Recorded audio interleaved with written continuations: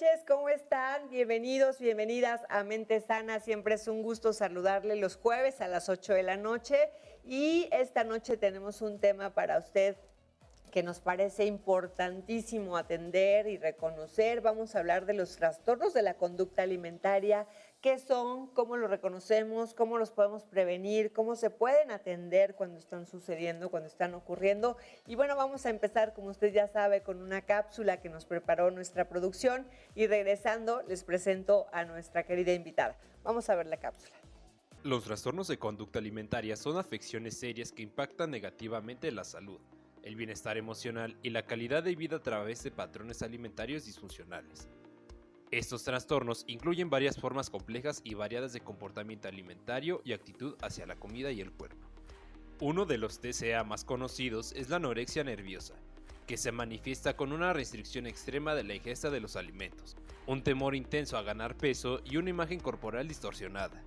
Las personas con anorexia suelen ver su cuerpo con sobrepeso, incluso cuando están peligrosamente delgadas. Este trastorno puede llevar a grandes problemas de salud, como desnutrición, problemas cardíacos y óseos. A menudo requiere una intervención médica y psicológica urgente. La bulimia nerviosa se caracteriza por episodios frecuentes de ingesta excesiva de alimentos, seguidos de conductas para evitar el aumento de peso, como el vómito autoinducido, el exceso de laxantes, el ejercicio extremo o la ingesta de diuréticos. Este ciclo de atracones y purgas puede causar desequilibrios electrolíticos, problemas gastrointestinales, daño en el esófago y dientes, entre otras complicaciones. El trastorno por atracón implica episodios regulares de ingesta excesiva de alimentos sin comportamientos de purga posteriores. Durante estos episodios, las personas pueden sentir una pérdida de control sobre su alimentación, lo que lleva a sentimientos de culpa y malestar. A diferencia de la bulimia, las personas con trastorno por atracón no suelen practicar conductas de purga, lo que puede hacer que el exceso de peso y la obesidad sean más comunes en este trastorno. La vigorexia es una obsesión similar a las anteriores, pero en lugar de centrarse en la calidad de los alimentos, se enfoca en el desarrollo muscular y la perfección física. El tratamiento de los TCA suele requerir un enfoque integral que combina terapia psicológica, asesoramiento nutricional y en algunos casos medicación. La terapia cognitivo-conductual es a menudo eficaz para abordar las distorsiones cognitivas y los comportamientos desadaptativos asociados a estos trastornos. Además, el apoyo de profesionales de la salud, nutricionistas y grupos de apoyo pueden ser fundamental para la recuperación. Si tú o alguien que conoces está lidiando con un TCA, es crucial buscar una ayuda profesional para obtener el apoyo necesario y trabajar hacia una recuperación completa.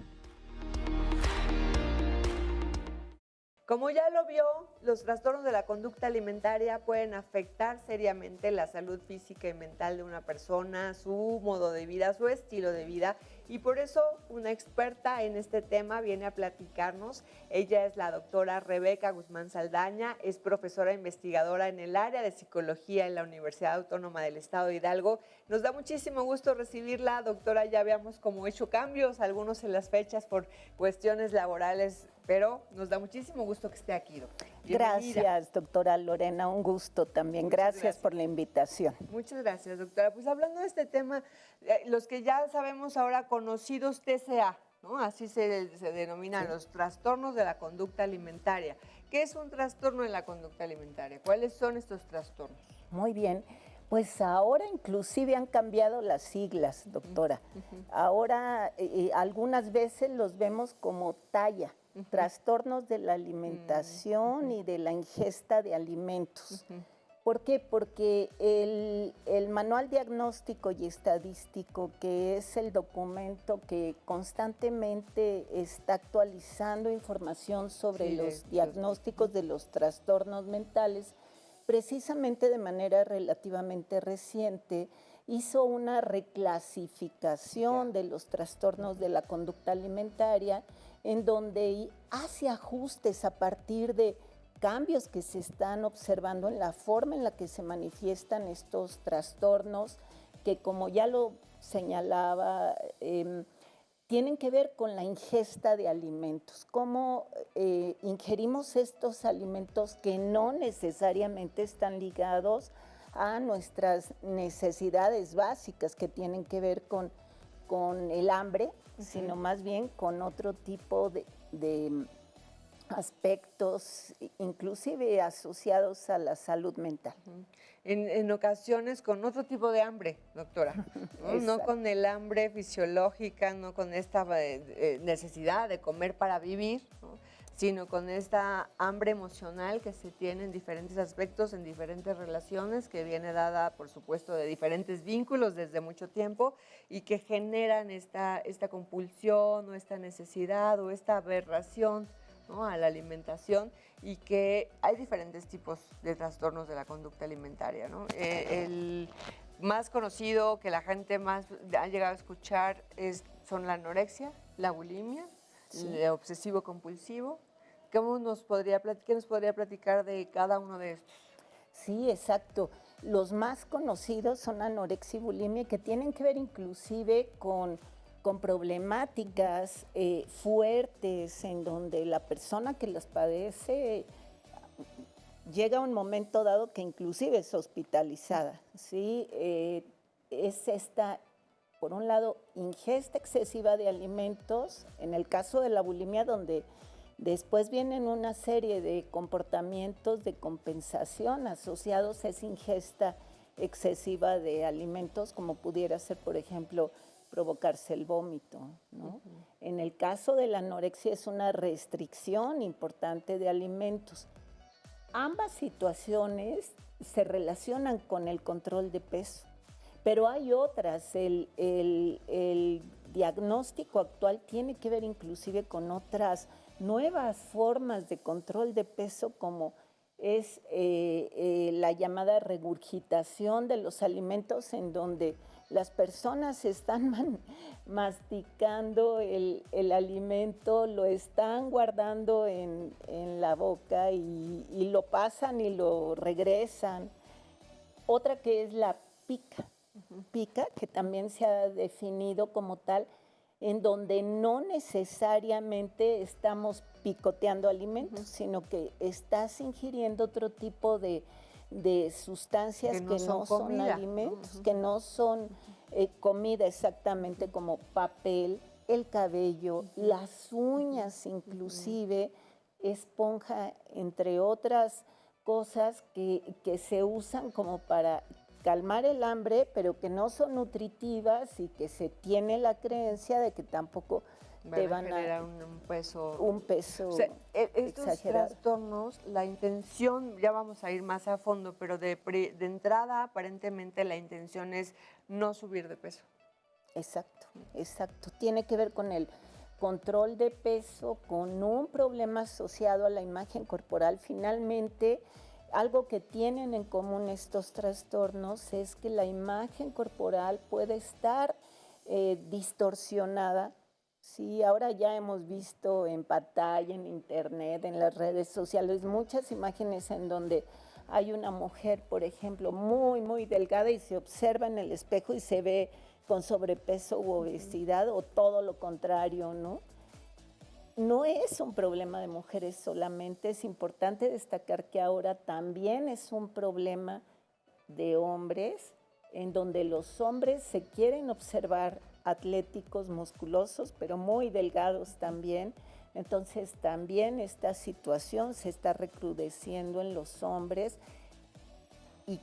y se están perfilando a una imagen corporal asociada a algo que se denomina modelo estético corporal, definido a partir de la delgadez, y que tiene que ver con prototipos de cuerpo definidos desde otras instancias que no tienen que ver con la salud nutricional. ¿Y las edades sí han cambiado? Las edades de donde se marcaba antes que había estos trastornos, ahora, ¿en qué edades se está marcando principalmente?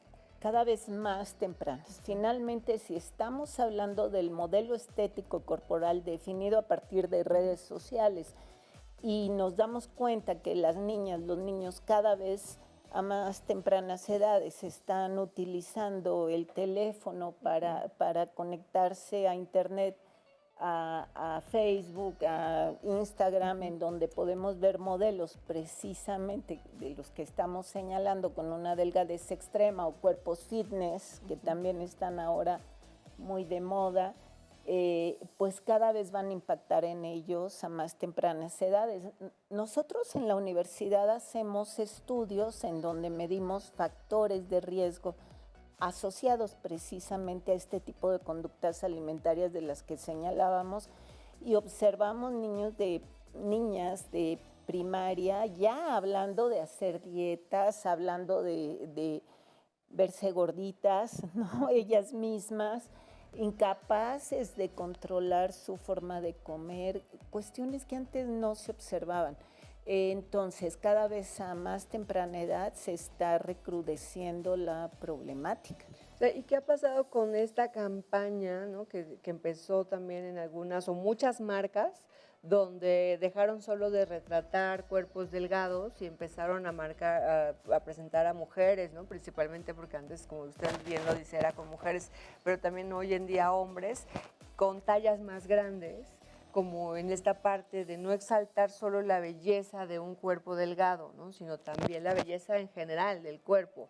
Y en estas campañas donde se pide que ya no se busquen esos estereotipos o no se refuercen esos estereotipos de extrema delgadez, porque inclusive hemos visto cómo a lo largo de la historia, ¿no? También el cuerpo ha cambiado. Hace mucho tiempo era un cuerpo más redondeado, un cuerpo más robusto, después fue disminuyendo, ¿no? Hasta la extrema delgadez, y ahora nuevamente como que se está buscando reafirmar que no solamente hay que buscar este estereotipo, ¿no? Sino más bien que hay que enfocarse en el estilo de vida saludable, en que el cuerpo esté más sano, ¿no? Que un cuerpo bello es un cuerpo sano, pero no tanto como en la talla. Sin embargo, por supuesto, ya está demasiado introyectado durante décadas y décadas, que es difícil romper con esos patrones. Exacto.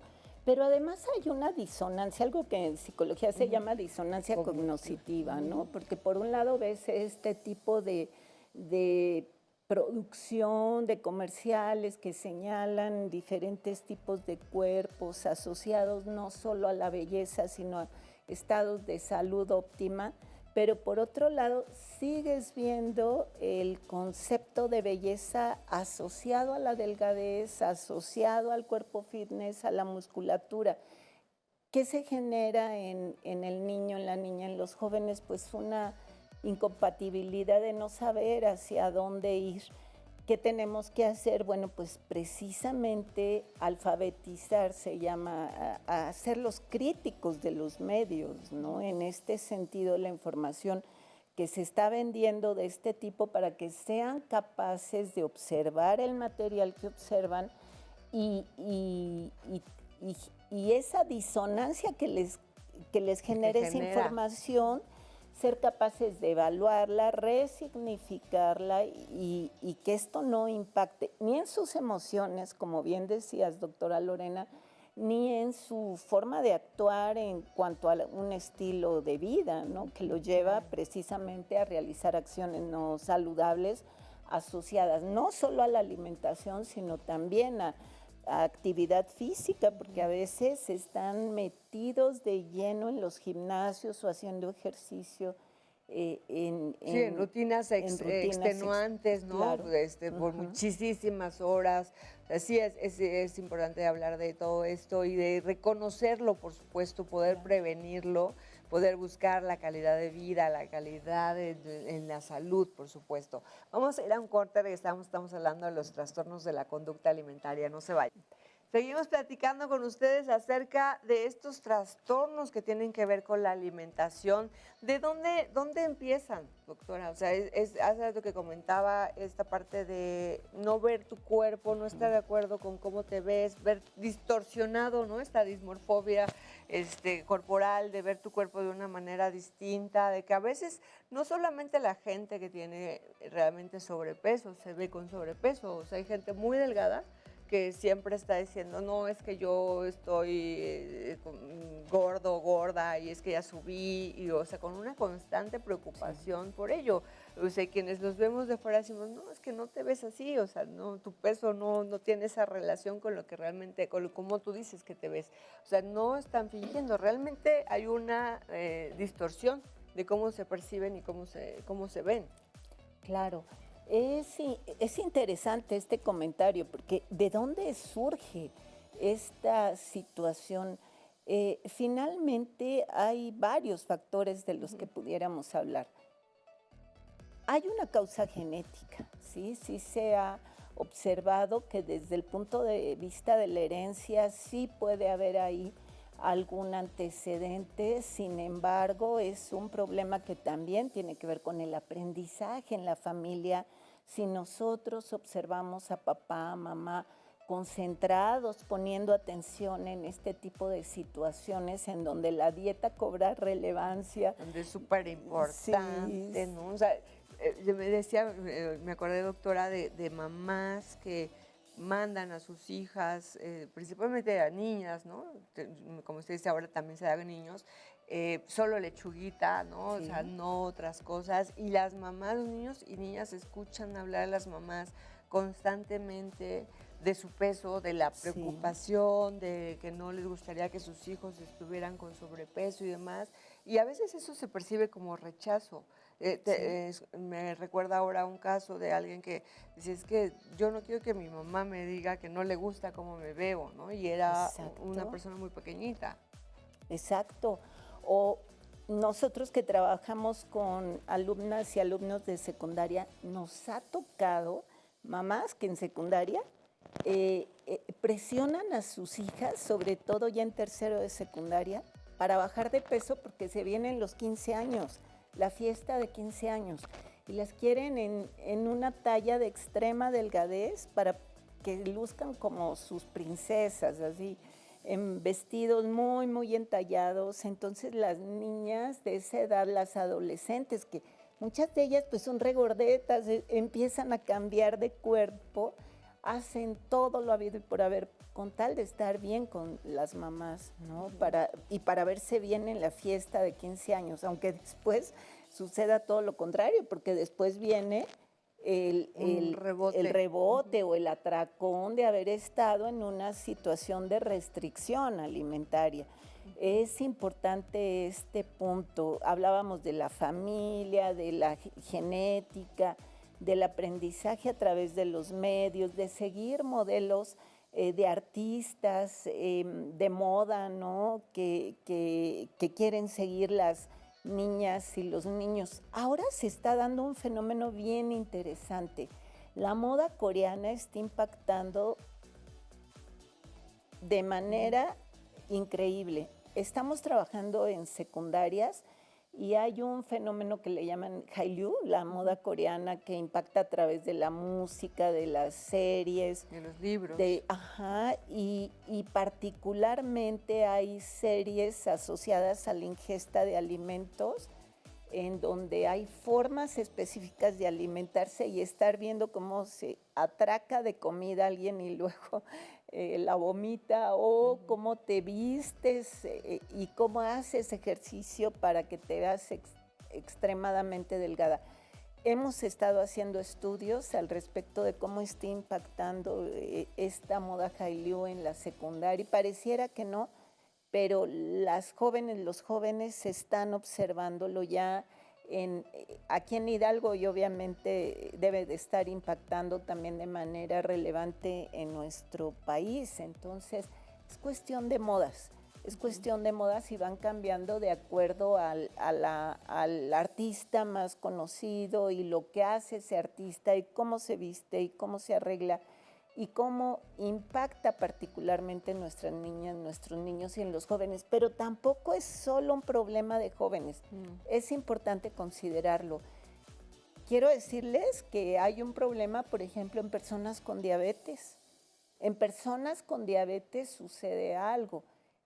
El adherirte a una dieta para controlar tus niveles de glucosa en sangre implica a veces la restricción de ciertos alimentos o el control de insulina. A veces el inyectarte o no la insulina, en lugar de usarla la persona con diabetes precisamente para tener el control de la glucosa en sangre, la cambian y el objetivo es el tener control del peso, más que el control de la insulina. Sí. Entonces, realmente, digo, algunos médicos lo recomiendan, no sé cómo sea esta situación, pero sí algunos medicamentos que son para diabéticos se toman para controlar el peso. Yo no sé si eso desate en algún momento una predisposición a la diabetes, no lo sé, ¿no? Pero es algo que se ha escuchado bastante. Sí. Y que, a ver, estaba escuchando la doctora, estaba pensando, y tal vez el público que nos acompaña también, ¿de dónde surge? O sea, ¿cuál es la raíz de esto? O sea, sí, son las modas y ahí vamos, ¿no? Tenemos una influencia en las modas, en la ropa, en todo, ¿no? Y ahí queremos seguir, pero realmente detrás de eso no hay un deseo de ser aceptados, de ser mirados, de ser amados, considerados, o sea, que nos hace pensar o nos puede llevar a pensar y actuar, y a sentir y actuar, que necesitamos urgentemente ser como esa imagen que vemos para esa aceptación, porque si no encajo ahí, entonces no voy a ser elegida, ¿no? Las mujeres, o no voy a ser elegido hoy también los varones, y entonces esa necesidad de aprobación surge, por supuesto, de los primeros vínculos. O sea, de que tu padre, tu madre, la gente que te crió, te reciba con amor y te vea y trabaje en esta aceptación incondicional de la que habla Carl Rogers, y que te genere esa seguridad y que te dé los elementos para ser una persona con autoestima. Y como a veces o muchas veces no pasa todo esto, o en el camino vas recibiendo otro tipo de mensajes en la escuela, con los compañeros, con los noviazgos, entonces se va distorsionando y tenemos una tremenda necesidad de aprobación constantemente. Exacto, exacto. Hay por un lado una baja autoestima, ¿no? Asociada a esta necesidad de obtener afecto y la creencia de que vas a elevar tu autoestima a través de observarte bonita o observarte atlético o observarte semejante a o tal como mamá o papá quisieran que fueras. Sí, exactamente. Y esto te lleva también a la búsqueda de la perfección. ¿A través de qué? A través de este tipo de conductas o arreglos en tu persona que finalmente nunca te van a dejar satisfecho, porque es una constante insatisfacción, es una especie de círculo de donde nunca... Que no termina, y que pareciera una espiral, ¿no? Donde va a hacerse mucho más fuerte, ¿no? Claro. Inclusive que a muchas personas las lleva... yo no estoy en contra, hay que aclarar esta parte de qué bueno que hoy en día se hable más del estilo de vida saludable, de hacer ejercicio, de modificar hábitos, de que si una persona, bueno, pues desea hacerse una operación quirúrgica, estética, pues y si está en sus posibilidades y lo elige, también es parte de las elecciones que como personas tenemos derecho a realizar, ¿no? A llevar a cabo. Pero el problema es la obsesión. Exacto. Y la compulsión, cuando caemos en esos, cuando ya llegamos a esos niveles. Exacto. La obsesión en términos de estar realizando estar pensando en qué voy a hacer, cómo voy a controlar mi comida, qué voy a tener en el refrigerador, qué no voy a tener a la vista, ¿no? Para no alimentarme de ello, pero además llevar a cabo las acciones, ¿no? Que me van a permitir, si así fuera, controlar el peso, controlar esa imagen que quiero tener hasta donde sea posible. Es una constante insatisfacción, doctora. Finalmente vamos a ese punto, es una constante insatisfacción afectiva, emocional, de pensamientos, de estarnos autoevaluando.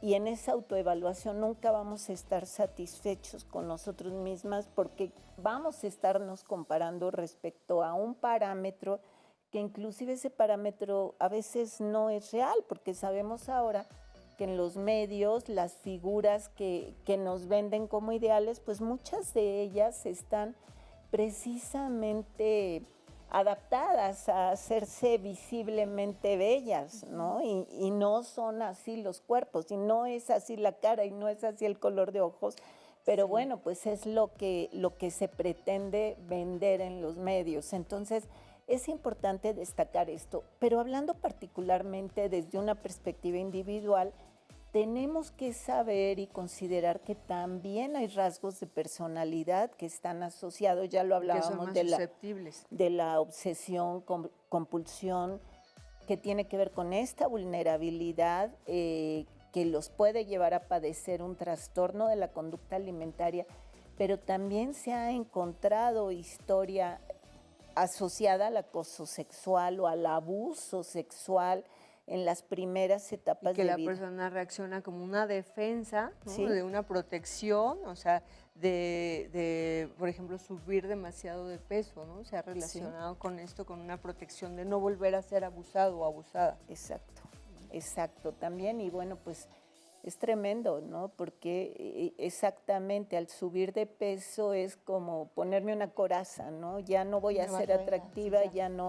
ya no me tocas, ya no me agredes sexualmente, ¿no? Y bueno, pues qué alternativas hay. Hay alternativas, afortunadamente, a través precisamente de la terapia psicológica, pero además de un enfoque multidisciplinario de atención, porque este problema, como lo estamos ya definiendo, no es solo psicológico, ya es nutricional, afecta más allá, médico, neurológico. Sí, o sea, necesita de diferentes especialistas, ¿no? En diferentes ramas para que puedan llevar este trabajo. Porque ha habido casos, ahorita regresando al corte vamos a mencionar que ha habido casos muy públicos, ¿no? Sí. Personas que han padecido estos trastornos y que incluso, bueno, pues han perdido la vida por esta situación. Vamos a un corte, regresamos con ustedes aquí en Mente Sana.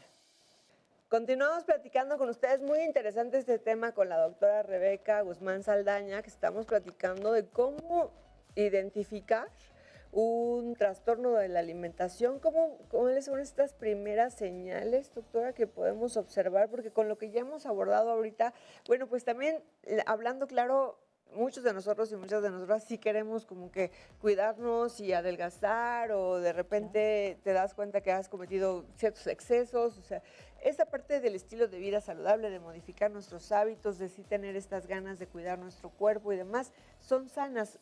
El problema, como decíamos, es caer en los extremos. O te abandonas completamente o caes en el extremo de, no del cuidado extremo, sino de la exigencia extrema, que antes del corte decíamos, ha habido casos muy conocidos de artistas, de personas públicas que han padecido estos trastornos. Algunas son llevadas a clínicas, ¿no? de rehabilitación, donde se pueden recuperar y aprenden a trabajar todo este enfoque multidisciplinario y de atención, pero hay otras que no tienen esta suerte y que sí han perdido la vida a causa de estos trastornos. Exacto, exacto, doctora. Es importante destacar en qué momento, ¿no? En qué momento rayas en lo enfermizo, en lo patológico, y en qué momento realmente es una preocupación genuina por tener un estilo de vida saludable que todos aspiramos a tenerlo, ¿no? A tener un comportamiento saludable con todo lo que implica esto, porque además el mantener un comportamiento saludable implica a veces una serie de cambios en nuestra vida porque no lo tenemos, que además no solo es llegar a él, sino mantenerte y no recaer en una situación de riesgo, por ejemplo. Hay dos criterios muy importantes que tienen que ver uno con la intensidad con la que se está presentando la conducta y con el número de veces que aparece esa conducta. ¿Qué quiero decir? Si una vez una mamá ve que su hija se alimentó fuertemente y es una adolescente y va al baño y dice, ya no aguanto, me siento súper llena, va al baño y se provoca el vómito, por una vez no puedes estar pensando que está teniendo un trastorno, ¿no? Si tú vieras que esta conducta es constante o que de repente empiezas a ver que ya se esconde o corre hacia el baño o empiezas a ver que en la recámara ya empieza a aparecer comida escondida o todo lo contrario, está exageradamente comiendo y no es normal. O que esconde la comida inclusive, Sí. ¿no? Y ya empieza a ver esta conducta de comer cuando nadie te ve, comer a solas, comer en la noche, por ejemplo. Exacto, exacto. Algo pasa, no quiere decir que tenga un trastorno necesariamente, Pero tú como mamá percibes que algo anda mal, ¿no? Que algo no es normal. ¿Qué tienes que hacer? Bueno, pues si hay la suficiente confianza, abordarías directamente la situación y si no, buscar ayuda. Es muy importante. Ahora, afortunadamente, hay, desde el punto de vista del sector público, muchas opciones que ya atienden los trastornos de la conducta alimentaria y espacios en donde hay centros de adicciones, porque este problema a veces se observa como una adicción a los alimentos, ¿sí? Tanto por exageración en la ingesta o por no ingerir. Entonces, hay centros ya de atención especializados en trastornos de la conducta alimentaria, públicos y privados, hay muchísimos, pero públicos hasta hace algunos años no lo había, ahora sí, afortunadamente, en donde se puede atender la problemática, no solo identificarla, sino también atenderla. Hace un momento hablábamos de la necesidad a veces de que un equipo multidisciplinario atienda la problemática, porque entonces la valoración ya no es solo psicológica, sino nutricional, a veces hasta neurológica, porque los daños son tremendos. Claro. Hablabas de modelos que han muerto precisamente porque caen en estados de inanición, que ya nadie los puede sacar de ahí y mueren, ¿no?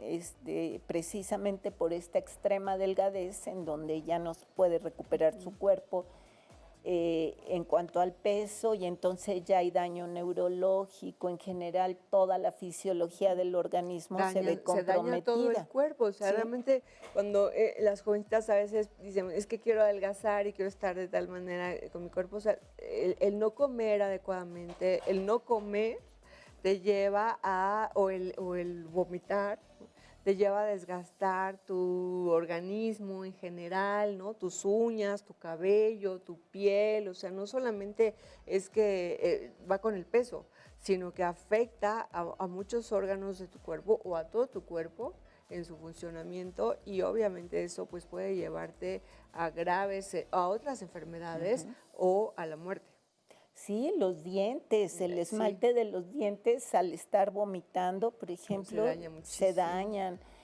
En casos extremos, por ejemplo, las jovencitas dejan de menstruar, dejan de tener su menstruación normal precisamente porque también afecta la descompensación en ese sentido. Así que hay un cambio fisiológico importante. De ahí que también en el tratamiento se consideran aspectos endocrinológicos, se hacen valoraciones de ese tipo porque definitivamente se requiere de la atención multidisciplinaria. A veces ni siquiera una consulta externa es capaz de salvar la situación, se tiene que internar a la persona para que se recupere, y en ese internamiento, además de tener la atención individual médica, también va a tener la atención psicológica, no solo ella, sino también la familia. Sí, finalmente es de todo el sistema, ¿no? Afecta a todo así como surge de todo el sistema, afecta a todo el sistema. Y en ¿cómo saber, doctora? Porque también en algunos casos es estos comedores compulsivos. Sí. Yo me estaba acordándome que hace muchos años, cuando empecé a estudiar psicología, como parte de definir si me iba a quedar o no, una amiga psicóloga, una maestra, me mandó a un grupo de comedores compulsivos.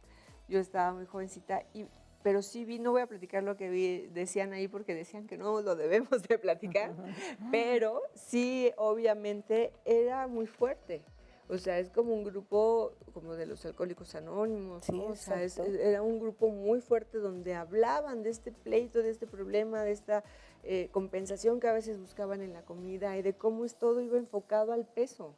O sea, cómo era, me acuerdo que decían, y cuando alguien haga algo, pues que lo pague con kilos, o sea, cosas así, o sea, porque era todo en torno al peso, al cuerpo.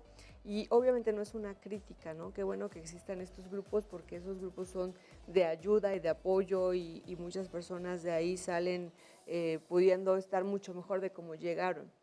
Pero o sea, en esos temas que a lo mejor no, la gente dice, no es tanto problema, no tengo tanto problema, si de repente me doy unos atracones,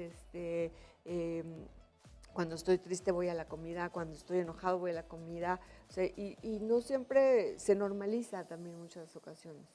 Exacto. Te comento algo, hay toda una teoría precisamente psicoanalítica con relación a la forma en la que empezamos a asociar la comida con no necesariamente resolver situaciones básicas. En el momento en el que el bebé nace y la mamá satisface sus necesidades de hambre a través de la lactancia materna, bueno, pues este es un proceso diádico de la mamá con el bebé, emocional, de establecer un vínculo afectivo que inclusive va más allá de resolver esa necesidad asociada al hambre. Pero ¿qué pasa si esa mamá le resuelve todo, cualquier tipo de llanto, cualquier malestar a través de poner el pecho, de dar leche materna? El niño llora porque está orinadito, porque hay algo que le pica, porque tiene frío, porque tiene calor. ¿Y qué pasa si en lugar de que la mamá empiece a discriminar esos llantos, porque las mamás sabemos muy bien cuando el niño llora porque tiene frío, cuando es porque ya se hizo del baño, porque tiene hambre, porque hasta quiere hacer berrinche, porque también distinguimos esos llantos, ¿no? ¿Qué pasa si la mamá no aprende a distinguir esto? Siempre no hay un estímulo discriminatorio, ¿no? Y siempre el pecho, siempre el pecho. Ese cerebrito que está en formación no va a aprender a discriminar, no se condiciona discriminando cuándo sí, cuándo no. El alimento, que en este caso es la leche materna, tiene que ver con la sensación de hambre. Entonces todo se resuelve a través del alimento. Y ese todo tiene que ver inclusive con las emociones, que era un poco lo que comentabas, doctora. ¿Qué pasa con la ingesta emocional? Bueno, pues es que nos enseñaron a que todo lo resolvemos, incluyendo emociones placenteras y no placenteras, a través del alimento, ¿no? Eso es lo que pasa. Es viéndolo desde el punto de vista de un condicionamiento, bueno, pues es que el alimento nos resuelve muchas situaciones emocionales que no aprendimos a resolverlas de otra forma. Los trastornos de la alimentación, no te estaba acordándome, o sea, bueno, no solamente son en nuestro país, o sea, no es una cuestión de México, ¿no? Porque dicen, es que los mexicanos todo lo celebramos con comida y todo lo hacemos con comida, sí, pero algo más debe haber que eso, claro. O sea, obviamente es un factor que influye, pero debe haber algo más porque no solamente es en México, en todo el mundo hay estos trastornos. O sea, no es que los mexicanos estemos mal porque tu mamá el día de tu cumpleaños te hace tu molito y porque cuando te reúnes con tu familia hay comida y porque generalmente tendemos a ello, ¿no? Pero debe no solamente ser ese factor porque sino en otros lugares donde no hay tanto acercamiento familiar, pues no pasaría eso, o donde no siempre es esta cuestión con la comida. Pero sí en la comida como que se le deposita esta parte muy emocional. Exacto. Y hablábamos de emociones positivas y negativas, ¿no? Finalmente no todo es negativo. Y bueno, nuestra cultura en México es muy dada a que independientemente de si estamos tristes o alegres, lo primero en lo que pensamos cuando vamos al velorio, cuando vamos a festejar algo es ¿qué vamos a dar de comer? ¿No? Es una forma de demostrar el afecto, echar la casa por la ventana a través de la comida, es muy común en México, ¿no? Y si no, basta leer como agua para chocolate y saber que ahí estamos claramente definido qué pasa con esta relación entre las emociones y el alimento en nuestra Y la cultura, comida. pero bien decías, doctora, no es exclusivo de México. Finalmente, en Latinoamérica hay esta definición muy clara de los alimentos, pero también en otros países.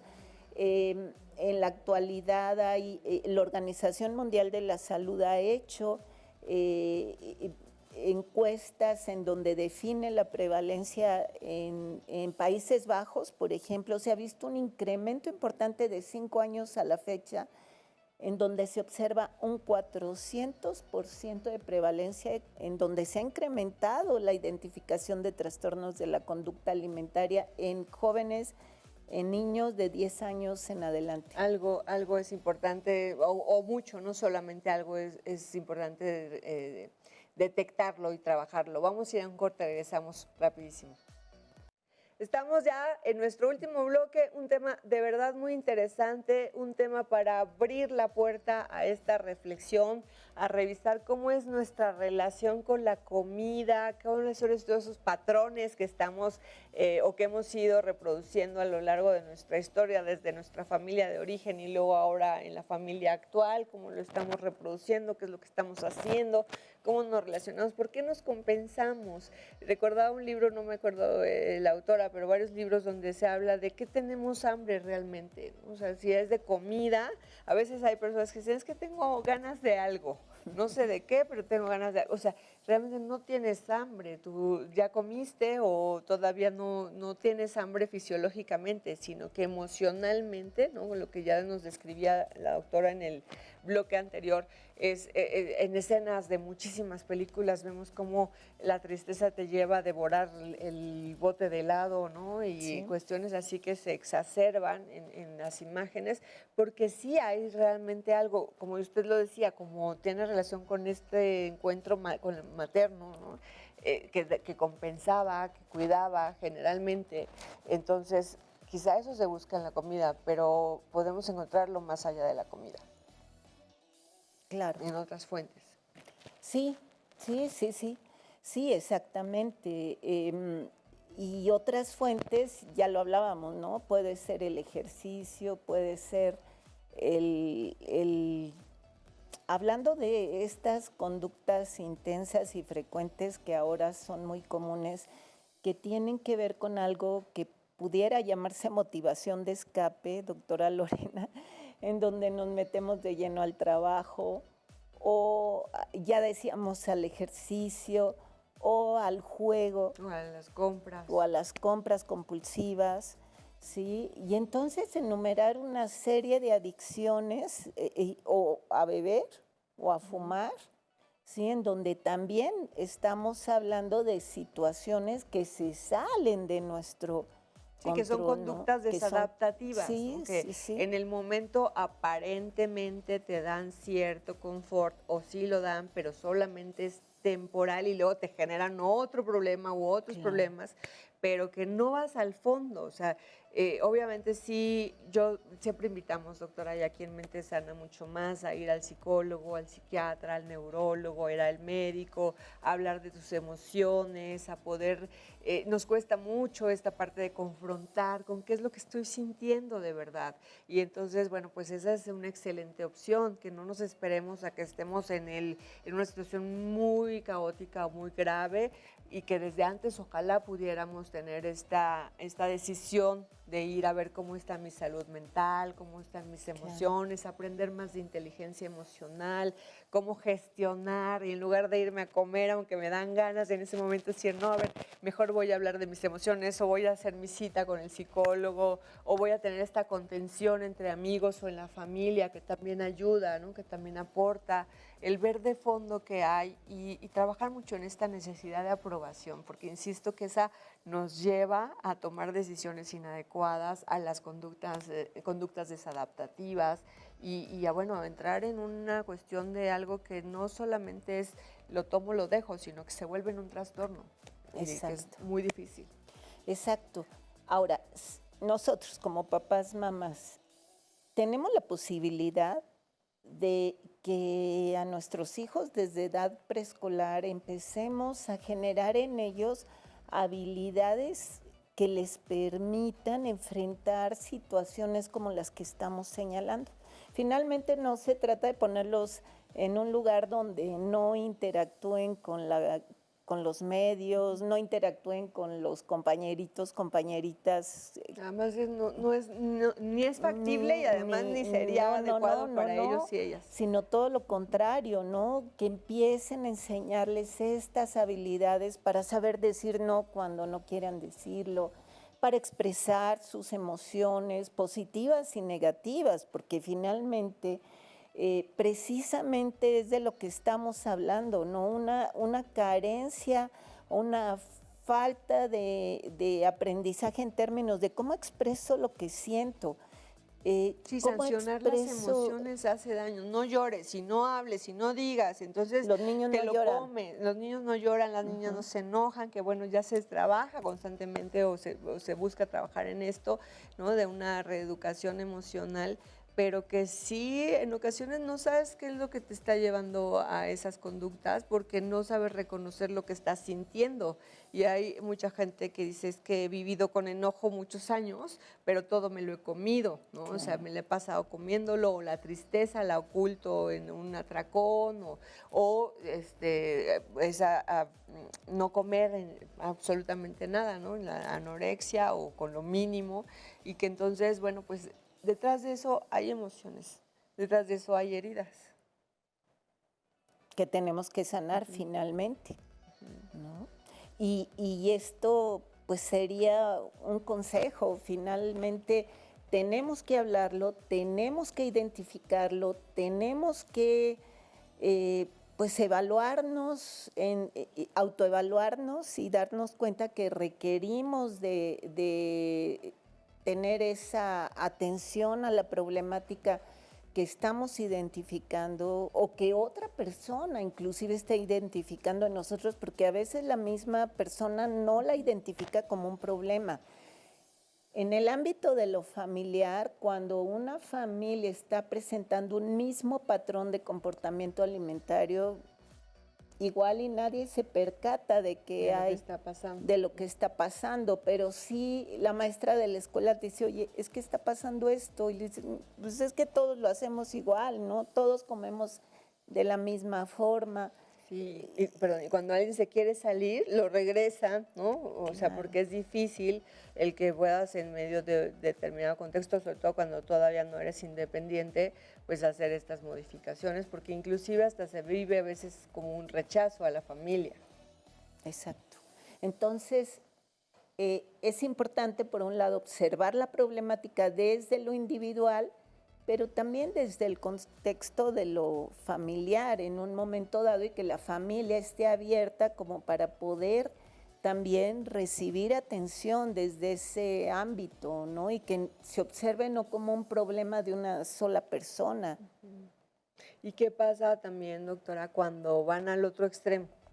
Personas que a lo mejor ya intentaron muchas ocasiones bajar de peso, cuidarse, y que por alguna otra situación de salud, de enfermedad, no lo han podido lograr, que llega un momento en el que hay un autoabandono, en el que pues, ya no importa, no lo he podido lograr, pero no se vive con una... en una situación donde no me genera conflicto, sino se vive en una situación donde se empiezan a desarrollar otras patologías, otras situaciones, o inclusive que ese mismo descuido lleva a estados de salud de enfermedad. Exacto. En psicología se le llama indefensión aprendida, ¿no? Desesperanza. Sí, ya. Ya. Pues no puedo hacer todo nada. Intenté, no pude, ya. Y ya, ahí me quedo, ¿no? Ya lo que sigue, pues es ya casi dejarme morir, ¿no? Esto se liga a una depresión profunda que tendría que ser tratada inclusive por el psiquiatra, para que en un tratamiento conjunto con una terapia psicológica pudiera medicarse a esa persona, y a partir de la medicación también estar trabajando paralelamente un tratamiento de psicoterapia ya individual, como para que empiecen a hacer un reaprendizaje en este sentido y sacarlos de la situación de indefensión, de desesperanza de la que estamos hablando, porque finalmente esa persona ha aprendido que haga lo que haga, nunca va a encontrar una situación reforzante que le diga, lo hiciste muy bien, aunque haya sido un cambio mínimo, ¿no? Siempre requerimos de ese apapacho, de que alguien te observe y te diga, ya noté un cambio, ya lo estás haciendo bien. A veces eso no sucede. Y hay que reconocerlo. Ya me recordó, yo le digo, mis pacientes de repente alguna vez me han dicho, Lorena, es que me vas a regañar, por empezar no regañamos, ¿no? Pero me vas a regañar porque hice un cambio mínimo, así, súper pequeñito. Les digo, ese cambio es súper importante. Ese cambio mínimo que tú consideras que no hizo la diferencia, va a empezar a hacer la diferencia. Ya surgió, ¿no? Ya hiciste algo distinto y eso es buenísimo. Doctora, un gusto que nos haya acompañado. Seguramente me gustará mucho que venga nuevamente a platicarnos un poco más, porque esto solamente es como la introducción, ¿no?, al tema. Realmente hay tanto que decir, tanto que aprender, tanto que prevenir. Muchísimas gracias, doctora Rebeca, por habernos acompañado esta noche. Gracias, doctora Lorena. Un gusto y estoy aquí cuando me invite.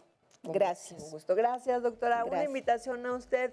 Si no vio el programa, lo puede ver en la repetición el domingo a las 3:30, el próximo miércoles a las 12:30 y en el canal de YouTube, donde nuestra productora nos acompaña llevándole a usted estas cápsulas, no estas cápsulas, toda la emisión del programa Mente Sana.